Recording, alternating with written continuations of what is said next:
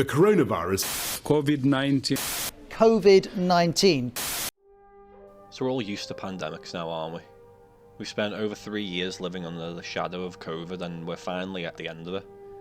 So I thought let's open up the history books and look at a pandemic that began on a foggy morning of September 13th, 2005 and lasted all the way up until October 8th. Waking up on the 13th of September 2005 and logging into the game, you would be made aware of the addition of a new raid added, the dense jungle region of Zul'Gurub. Nestled within that area was a nefarious entity known as Hakkar the Soulflayer. Once you finally engaged in battle with Hakkar at the end of the raid, you could find yourself starting to feel a bit ill. Looking at your debuff bar, the corrupted blood icon would catch your attention. Though you weren't too sure what to do, so you just carried on and hoped you would get out healed. Though, something didn't go according to plan. A debuff that was only meant to last 10 seconds and not leave the Zul'Gurub area quickly found its way out into the open world. What was a programming oversight quickly turned into a pandemic the likes of video game has never seen before. This disease could kill low-level players in seconds, which only added to the deadliness of it. Funnily enough, like all pandemics, there are two supposed sources of the corrupted blood being spread throughout the world: players and animals. Be it people having the debuff and teleporting out quickly to save themselves, only to find that they've stood in the middle of a busy trade district and just spread this plague to multiple other people, and those people have spread it to more, and so on and so on. A big part of how this disease spread was actually hunter pets, as hunters who saw their pets with this affliction just dismissed them and went about their day. Little did they know, it just put them into suspended animation until they were called out again, simply meaning when the pets were called out in major cities or towns, they began spreading the debuff to the population. This not only infected players but also infected NPCs, so the spread of corrupted blood went from 0 to 100 extremely quickly, and as more people panicked and tried to flee, they spread it further and further. Within a matter of hours, entire cities had been decimated due to high player concentrations. Waves of skeletons littered the streets, covering every pixel a player could die on, to the point that cities were deemed uninhabitable for a while. Some players even took it upon themselves to help those they could, healing and trying to cure ailments when they could, though they also got infected and died, as during that time only one class could correctly remove the debuff. Even if you survived the initial infection, there was a large likelihood that you would just get reinfected again immediately after, with others standing at the borders of cities telling those to steer clear due to the new infection, with some players even becoming unofficial town criers relaying new developments. Some players even tried to remove themselves and go to stranded and extremely low population areas to self-isolate, trying to remain clear of it at any opportunity they had, though there were a fair share of players who had malicious intent. They actively became infected to infect others, and even actively spread misinformation on forums and chats to increase the spread of the disease. Blizzard attempted hotfixes and restarting servers, but soon after the disease re-emerged. It took about a week for Blizzard to perform a hard reset and reset the world to a state right before the corrupted blood was released, bringing peace and calm to the World of Warcraft for another day. In the 1.8 patch, they made it so pets could no longer get the debuff and that it was impossible for it to exist outside of the instance. The response to this pandemic was a little bit strange. A lot of people would have thought it'd be really negative, but it was actually quite positive. An event of this size that wasn't pre-planned, it certainly stands out as a unique event in World of Warcraft's history, and it even influenced future events like the zombie infestation pre-patch event of Wrath of the Lich King. So now you know what happened when Zul'Gurub was released on that fateful day, and most of you have probably heard this story before. What some of you may not know is the real-life implications of the incident, and even having similar events pan out in other games.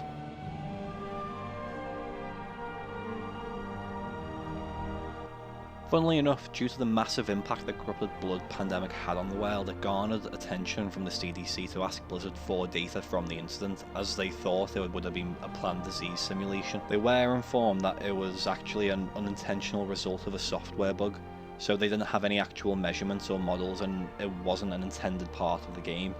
But even though it was just a bug, it eerily resembled what a real-life pandemic would look like, which bore the way for this virtual pandemic to be used as a research study.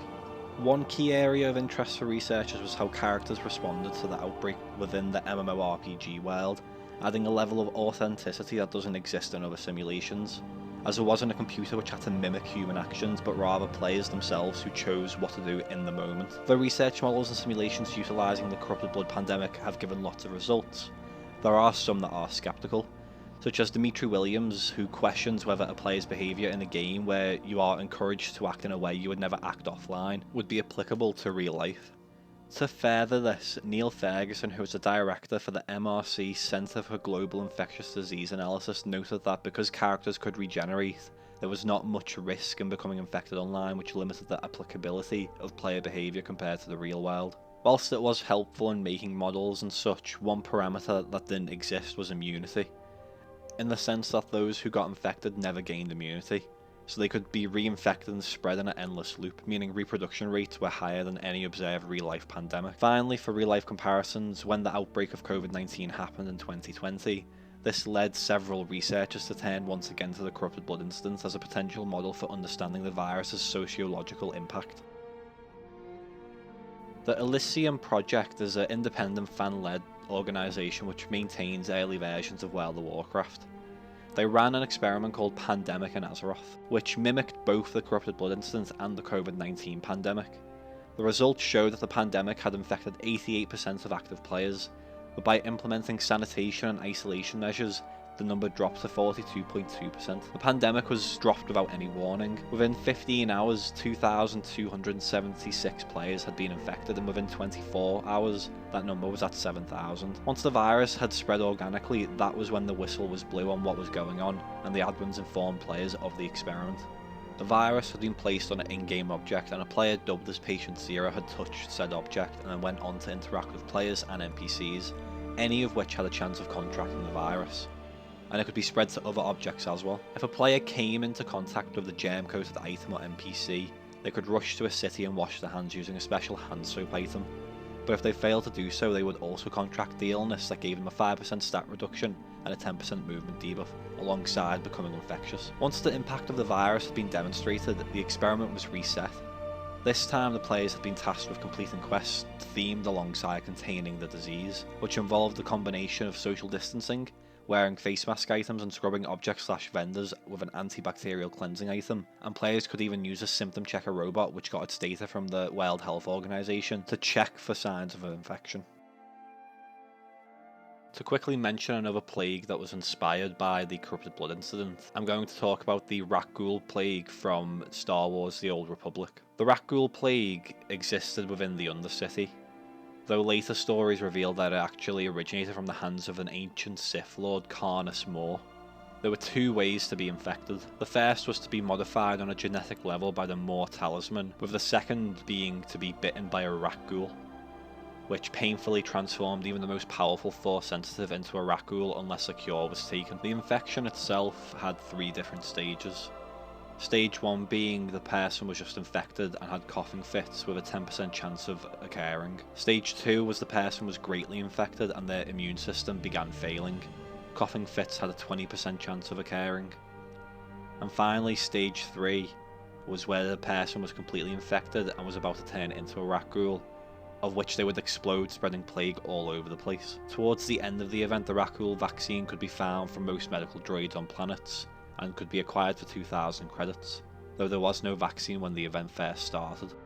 That covered the history of the corrupted blood pandemic and the impact it had not only on Azeroth but also the real world and another game, and we can close that chapter for now. Though I only briefly touched on everything that happened as a whole, I most likely did miss a few small intricate details, but I do hope you enjoyed the video. If you did, then please do like and subscribe, I'd really appreciate it. But for now, thanks for watching, and see you next time.